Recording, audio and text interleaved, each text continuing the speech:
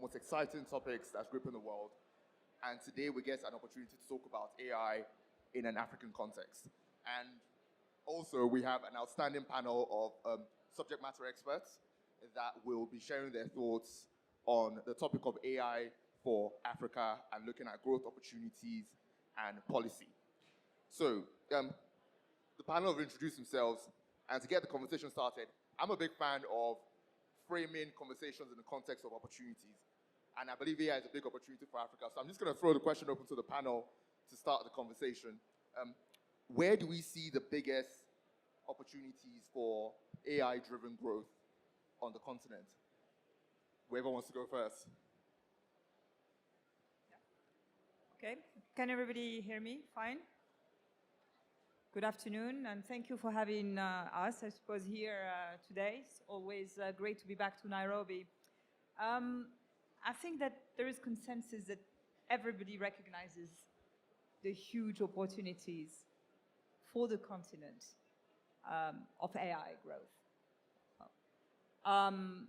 And particularly in sectors where digital transformation can have an impact on sectors that are inefficient, expand access to digital, and of course, drive productivity. So yesterday I was having drinks en marge of this conference, and I met this gentleman that works in healthcare.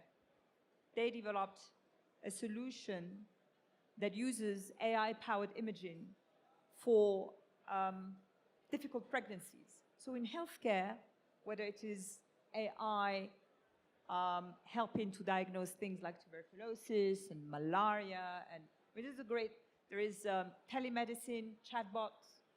But an area for us that we at Decenture obviously are very much invested to is education. So whether it's personalized education, whether it's education in areas that are remote, whereby you have AI that can get that gap of not having enough teachers, or what we do, we use AI to match skills, student skills with the work out there. So healthcare, education, governance, finance, there's a great deal. I mean, this is a 1.5 billion population continent with a median age of 19, so the potential is huge. Yes, a lot of. Yeah, that was great. I certainly echo Loubna's thoughts. I would also add that, building on your comment on governance, I think that data is a fundamental area of opportunity, right? So with all of these opportunities, whether it's education, whether it's employment, all of this really has to start where the AI tools and systems that are deployed are going to function in a way that's meaningful and that takes into account the local context. And I think that really starts with the opportunities for data collection, for data storage, for data cleaning, ensuring that data is collected in a way that mitigates for unintentional bias. So I think that is probably one of the key opportunities and foundational opportunities, because we often find that a lot of the tools that are deployed across the continent may have been developed using data that hasn't been collected on the continent. So I think that is an important and fundamental area of opportunity. I think one fundamental area of opportunity also regarding the AI is capacity, Africa, for example, has a large population of youths that are developing, but sometimes they're behind the global standards in terms of education, in terms of access to even these opportunities and things to develop, right? So AI has the opportunity to, with general purpose models being widely available, so it's quicker to get started. You can amplify and 10x someone very quickly, and it's been a fantastic tool and a learning opportunity also for people to grow. So I think in the very near future, a lot of Africans who are already excellent engineers and excellent individuals now have access to crazy, ridiculous tools that can amplify them and let them build much more. And I think I'll build a bit on that.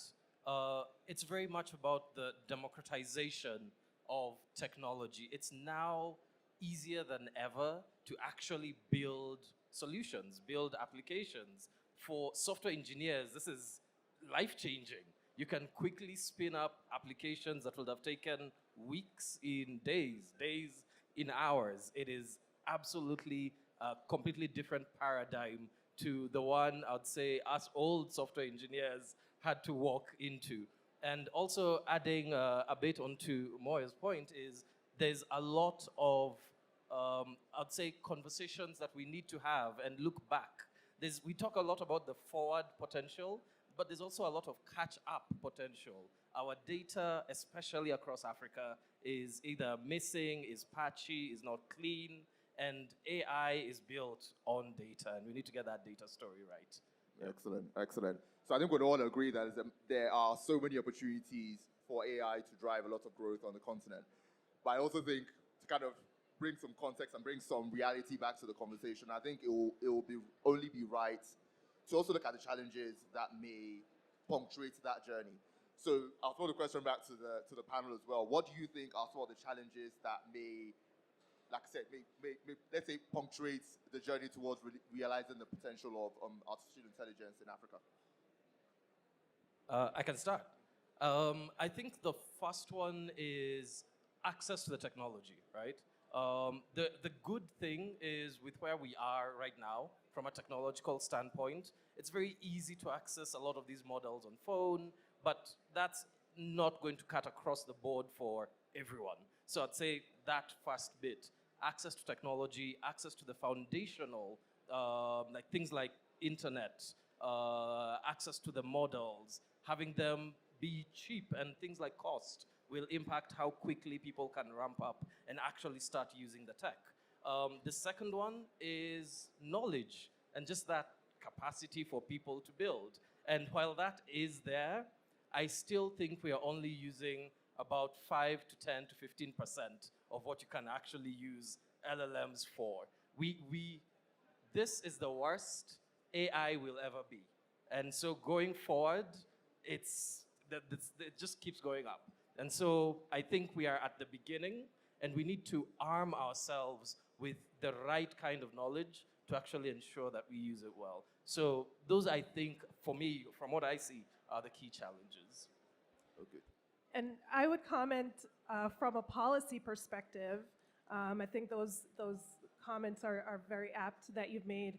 On the other side, from a policy perspective, I really do think that the uncertainty in terms of the legal and the regulatory standards that surround AI risk mitigation, how to deploy AI in a responsible way. So while we think about the opportunities and some of the technical challenges, we also want to, be reminded that development and deployment of AI tools is not just a technical, does not just have technical implications, right? These are socio-technical tools. And so we also want to, in tandem, think about how we're going to do that in a responsible way. And I think globally, we find that the state of play is such in flux in terms of what are the appropriate standards, what are the appropriate regulations, and particularly on this continent, what's the best way to build AI frameworks. I think companies, developers have a challenge when they're building these tools as to how to build them in a way that really focuses on trust and responsibility surrounding these tools. So I think in the absence of clear rules and guidelines, that we do find that this lack of clarity can provide, some challenges in terms of the best way to deploy the tools in a responsible way. Because as I mentioned, to reiterate, adoption is not just centered on the deployment and the development, but it's also the responsible deployment and development and how to actually operationalize ethics and principles in that deployment. Excellent. I'll definitely come back to that, but I'll just give room for Loubna and Yekeen to share some thoughts on that. I wanted to piggyback on what Lawrence has said about everything is about data. There's 2,000 languages, I think, in Africa. And the current models are mainly trained in English and French.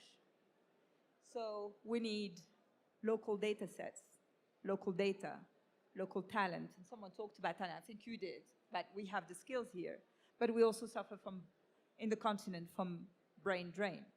And one last thing is that Africa produced less than 1% on research papers on AI, globally. So this is a challenge. I think those are all excellent points. I really like, and the skill aspect is really, really critical. One aspect that we've also seen quite a lot in interactions with organizations is this mindset of thinking AI is just this trendy concept where just slap some AI and something, make my organization AI or some weirdness or something like that, right? So I think one critical challenge that we are also seeing is organizations sometimes are just not ready for AI. Your data practices are non-existent. You don't have data to even work on. You don't even know what you can even do with the AI. So there's a lot of very, very good progress and very good momentum in AI, we are also seeing some misguided implementation of AI, which is causing some backlash because AI can be very expensive. So you spend quite a lot and then it's not value driven. You're not getting anything from the organization. And very quickly, people just want to, it's not an investment and it kills that train way too quickly than it should. Excellent. A few points there we'll definitely come back to later. But in the interest of just moving the conversation on, I want to quickly touch on the topic of infrastructure, because I think that's a very important conversation to have, especially when you consider that, consider like the infrastructure or lack of, as we say, on the continent. So particularly to Lawrence and to Yekeen, are you guys able to just give a quick overview of the current state of infrastructure on the continent, and also what must change to see the progress that we all want to see? Okay, I think when it comes to AI generally, the wonderful aspect is right now there is actually unlimited, in quotes, infrastructure available, and I'll caveat that by saying services like public cloud like AWS or GCP or Huawei Cloud or Azure, they have significant amount of compute that is available for pretty much all organizations, right? So African organizations actually can compete right now with the amount of infrastructure that we have there. The next level of that conversation is then becomes, okay, but I think we probably have between the 4 major cloud providers across Africa, we probably have 5 data centers across the entirety of Africa. That is ridiculously low. And it's unacceptable actually, right? We need to be holding these big tech providers accountable and asking them, right, why are you not investing more in Africa, right? Why are you not spreading this infrastructure more across Africa, right? Because how else are we going to grow, right? If all the data is above, it's not necessarily within the country also. I think I'll just add on to what you said as someone who works for one of the big cloud providers. So yes, the data centers are on the continent.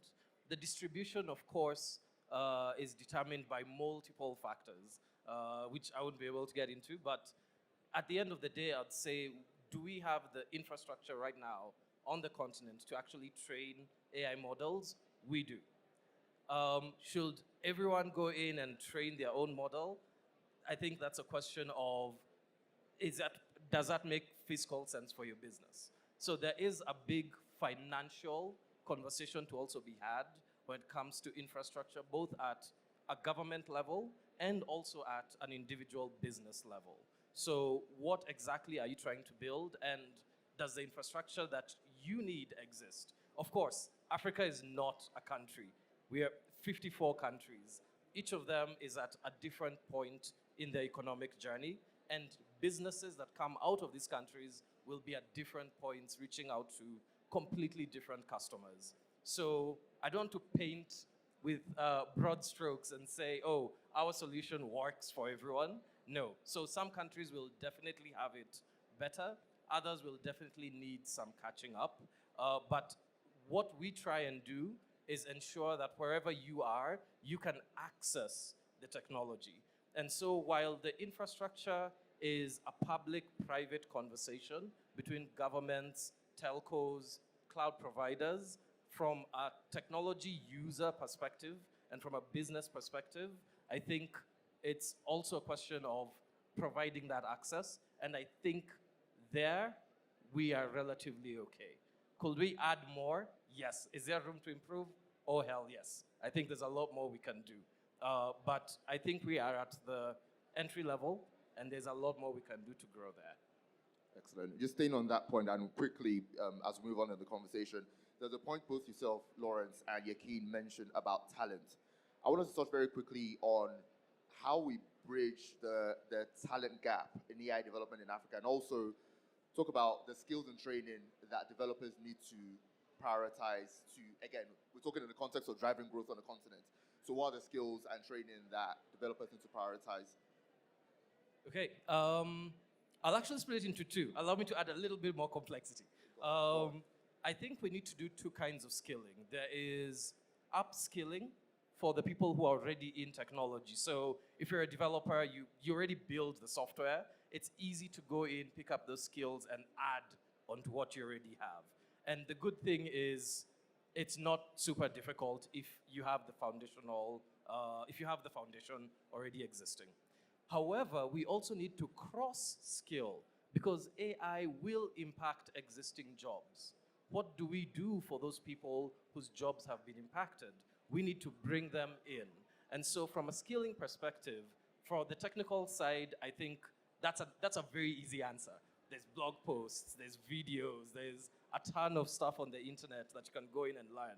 But as business owners, as people who build startups and solutions, I think we also need to look at who are we impacting when we build these solutions, and how do we bring them into the fold as we advance with the technology.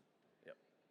I think one aspect also is it's becoming even harder for a junior engineer in quotes to even survive or to even get entry into the marketplace, right? To even start a career in technology. And that is unfortunate, but also it's inevitable, so to speak, because AI is removing a lot of the chores that traditionally we make junior engineers, for example, do, right? So it's raising the bar ridiculously high, which is making it much more difficult, right? I like the idea of cross-skilling, for example, because it's inevitable, right? We're moving away from super specialized roles to roles where perhaps some specialization is not needed, right? So for engineers, it's more relevant than ever that you need to become an AI-enabled. That's something we say quite a lot at Deimos, right? You need to be an AI-enabled engineer. You need to bake AI into your work processes. The goal is, there's always been the historical concept of a 10x engineers, as true or false as that may be. But now the goal is now to be, you can actually do that with AI because you can get a lot more done with a shorter period of time. Embracing these AI tools, and inevitably what we're going to find is a lot of these jobs are going to evolve, yes, a lot of these jobs are going to change, but what we're also going to find is a lot of new jobs are going to come up, a lot of new requirements are going to be needed, right? There's going to be a lot of holes that we can fill in and do a lot more going in. Excellent. So just moving the conversation and moving on to policy and regulation. Moya mentioned earlier she shared a few thoughts about policy, and for me, from my point of view, AI it's just almost like on a rocket ship, just going so quickly. But at the same time, we are seeing all these concerns about bias, data privacy, all sorts of ethical issues. But we don't want the innovation to slow down. So the question is, how can organizations in Africa balance that drive for innovation with the ethical concerns and making sure they are innovating in a very responsible way? I don't know if that question makes sense. That question makes absolute sense. It's a really important question and a really challenging one as well, right? Because we see that policymakers globally are really struggling to figure out, how do you regulate a technology that's evolving so quickly, that's developing so quickly, and that is so impactful, right, across the society. But in terms of, practical ways to balance innovation with ethical principles and thinking about responsible development of AI, I think it's important to make sure that stakeholders are collaborating early in the development process, right? So as a lawyer and a compliance professional, we often get a really bad rap for the folks that are slowing down a process or putting the brakes on certain advancements. And I think there really needs to be a mindset shift, right? That we are here to help the process, not hinder the process. And it's important that developers, technical teams, data teams are getting the legal folks and the compliance folks, the ethical teams, your ethical boards involved in the development process early so that you can start to think about these issues of bias, of ethics, of data cleaning in a really practical sense before you actually are at the stage where these tools are in production, these tools are being deployed. And then you're faced with a situation where you're thinking after the fact, what are some of these consequences or implications, right? When a regulator comes knocking on your door after a tool has been deployed and there have been serious implications or something blows up, it's a bit late in the process, right? So you want to get those discussions happening early. And you also want to think about the fact that responsible deployment and ethics is really part and parcel of innovation, right? Because if you can trust these tools, that is going to fuel innovation. And so if you're prioritizing responsible AI principles, which I'll talk about, as our conversation progresses, if you think about these tools, when users of these tools can trust the tools, that really fuels innovation. So it's really thinking about responsible AI and ethics, data privacy issues as being supporting innovation and working on these processes in tandem. Ethics by design processes, privacy by design process. For privacy professionals, we already have a lot of frameworks and implementations that we could leverage in AI. So I think that's a way to balance and also make sure that we are thinking about these issues early in the game, not later.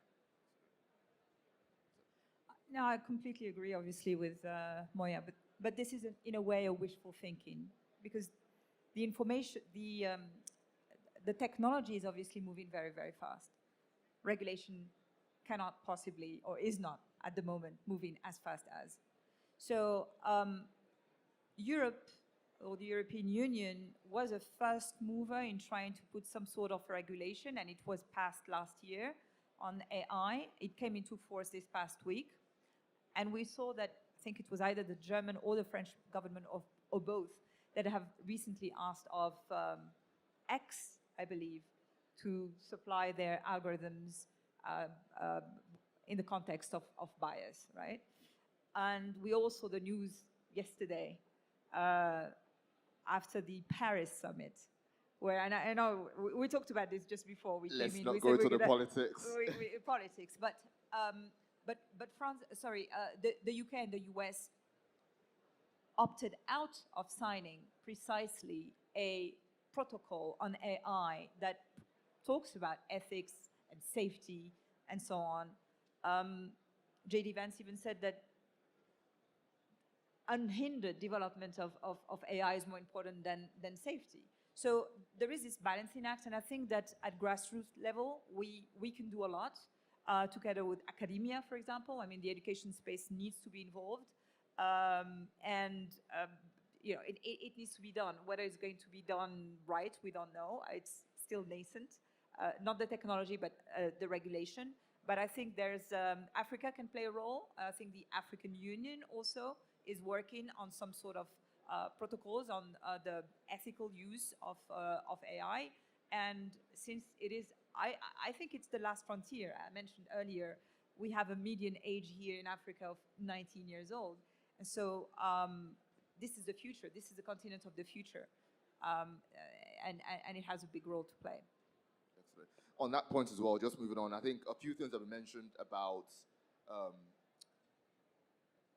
the global policy landscape and some of the work that needs to be done on the continent in terms of developing policies that are built for Africa, not us just copying and pasting stuff that was done somewhere else. So I want to touch on that quickly. If anyone's bold enough, I know there's some limitations in terms of what can be said, but if possible, I'd like to explore what African policymakers can learn or what they can borrow, as it were, from the global policy landscape as we build frameworks and we build policies that will not only support but drive AI growth on the continent? Yeah, so I think a couple of points, right? So I think we weren't going to have this conversation without talking about the EU and the EU AI Act and other global developments. I think there is a lot to learn about other jurisdictions. I think one important lesson that we can learn from the global developments is that there is no one size fits all, and that no one has it figured out, and that local policymakers are really best positioned to figure out what policies will work here, considering the context. And to clarify, my perspective is more from a global view, right? I'm based in the US, and I look at policies from more of a global perspective. So we see, for example, with the EU AI Act being more of a hard law, much more robust and harmonized, comprehensive legislation. But then if we hop across the pond and we look at the US, we realize that at the national level, there is no national standard. We see state laws that are evolving. For example, last year, we saw Colorado enacted its AI Act shortly after the EU's AI Act, right? And there are some common themes and trend lines that we're seeing across these global policies. For example, a risk-based approach, right? That we see the EU as well as some of the US state laws are focused on regulating the use of AI and the contextual use rather than the technology itself. And also a principles-based framework is what we're seeing, that a lot of these frameworks are focused on making sure that AI tools are developed in ways that account for transparency and explainability, that if AI is used in a decision that's going to have an impact on your fundamental rights, on your employment, on educational opportunities, that you're able to receive some clear information about how these tools are used and factoring into those decisions.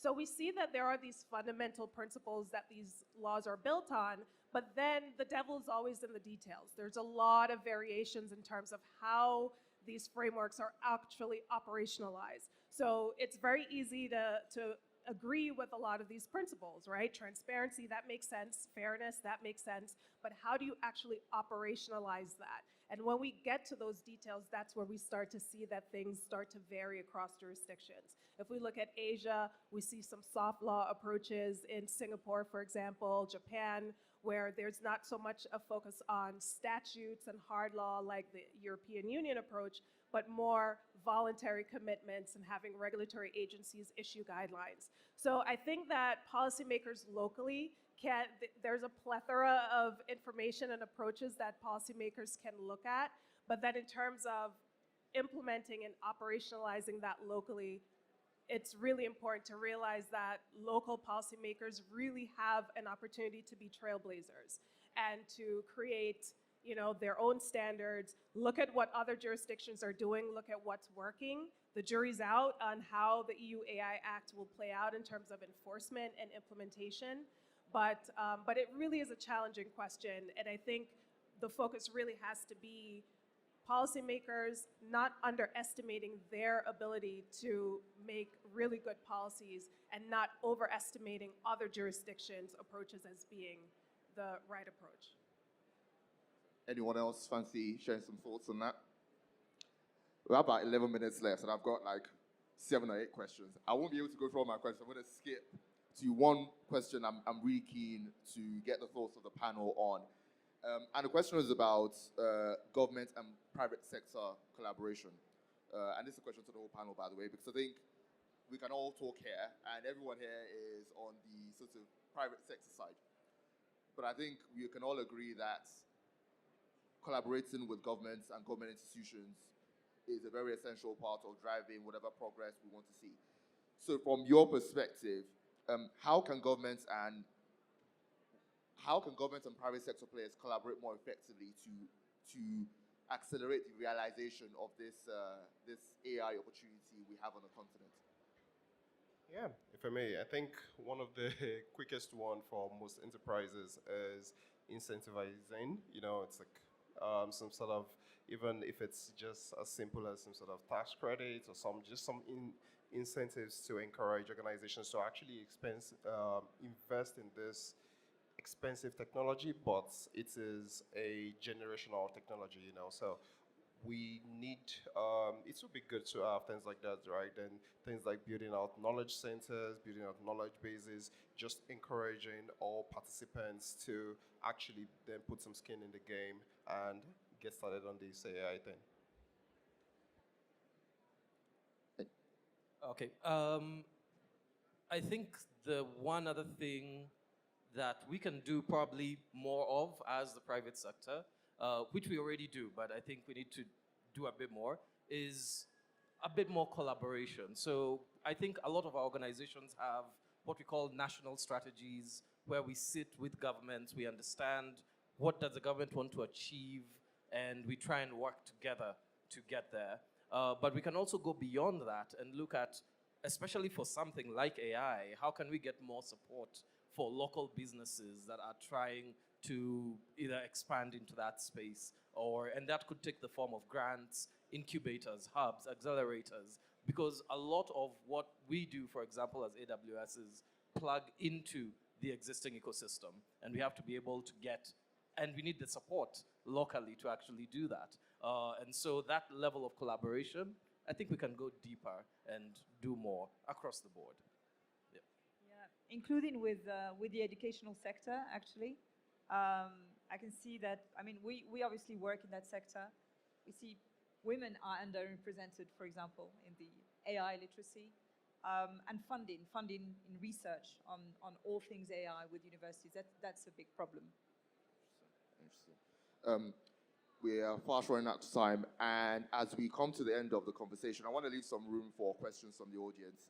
Before we get to that point, I'm just going to throw a couple of questions to each one on the panel again about, we've had many conversations about policy, about innovation, about also different things. But again, to each person on the panel, what are the top 3 things, if you could boil it down to top 3 things that you think Africa as a whole, whether that's private sector, public sector, whatever it is, what are the top 3 things you think Africa must do now to make sure that we continue to drive this innovation with AI on the continent? I'm going to be super boring. Sure. I think I will reiterate what I said at the start. Data is critically important. Prioritizing data collection, data centers, and opportunities for more local development. I think if I had to think of a second one, it would be, again, policy focused, because I am a policy lawyer, and that is prioritizing AI policy. There are a lot of other policy priorities across the continent, more economic focus, social focus, but AI is socio-technical and does have these very core impact across the society. And so having AI policies is quite important. And I think also related to defining clear AI policies, it's also prioritizing a global voice in the AI discourse. So from where I sit in the US, I have to go and look for information about the developments in policy, across the continent, right? The EU's voice is very loud. The US, of course, is very loud. We hear very loud voices in Asia, Singapore, Japan, and this continent is a powerhouse. And so I think prioritizing that global voice, global discourse, participating in those global initiatives, I think that should also be a priority. I'll say learn, innovate, collaborate. Learn, keep growing. The technology is changing, it's evolving, it's moving fast. You want to stay right there, and you want to keep learning and growing and challenging yourself. Second is innovate, build new things. The technology offers such a plethora of solutions. You can try new things, build new businesses, take on new challenges. But the last and the most critical one is collaborate. Collaborate with policy, collaborate with each other, build solutions that build on each other. I think we have so many opportunities across Africa to actually build working solutions. And if we are able to learn, innovate, and collaborate, I think we can go very far. Exactly. I was going to say earlier, it's, for me, I'm going to be very boring. I would say it's education, education, education. AI will be able to do more than all of us combined, faster, better, quicker, cheaper. We have to teach our kids to think critically, to ask the correct questions, So that's for me the focus. Yeah, for me, I think just two things to add to some of the excellent points raised. And the first one is just embrace AI. You know, it's weird, it's scary, it is, you know, it's going to change a lot of things. Just embrace it and don't let go. And the second thing is, I mean, AI is expensive at the end of the current stage, right? But also, we are Africans. We approach problems in unique ways. We maximize every single opportunity that we get. I mean, it's had started becoming an industry norm that AI is always going to be expensive, or AI is always going to be just accessible for those with, you know, lots of money to spend on it. But then DeepSeek came out and, you know, changed the game overnight, right? Yeah, but that's what we do in Africa. We take things, we approach problems with different mindsets, and we extract as much value as possible while working with the barest of resources. I'm going to open the floor for questions at this point, but while we wait for questions from the audience, one final question, one final contribution from the panelists. I want to start thinking about what excites you the most about AI in Africa. Just some closing thoughts on that. So while we interrogate the audience and find out what the questions are, please be ready to share some thoughts on that. So any questions to the panelists from the audience? There's a couple of hands up. If you're able to get mics to them, please.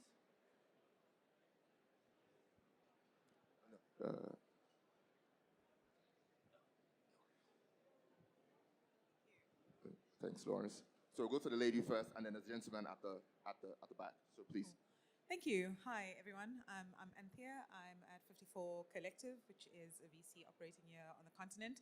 Thank you so much. I really enjoyed the conversation. I have a question which is a little bit complex.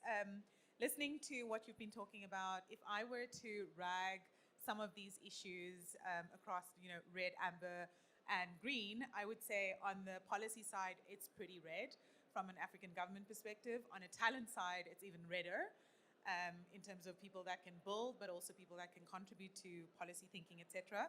Investment, I'm kind of in the middle. I think there's a lot of funding going to AI startups on the continent, which is quite promising.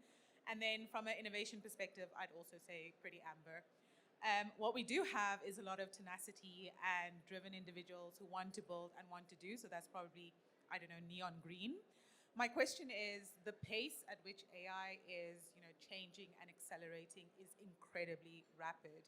We see in Europe there is already, you know, solid policy being rolled out, but it's also complicated by all the noise that's happening in the space.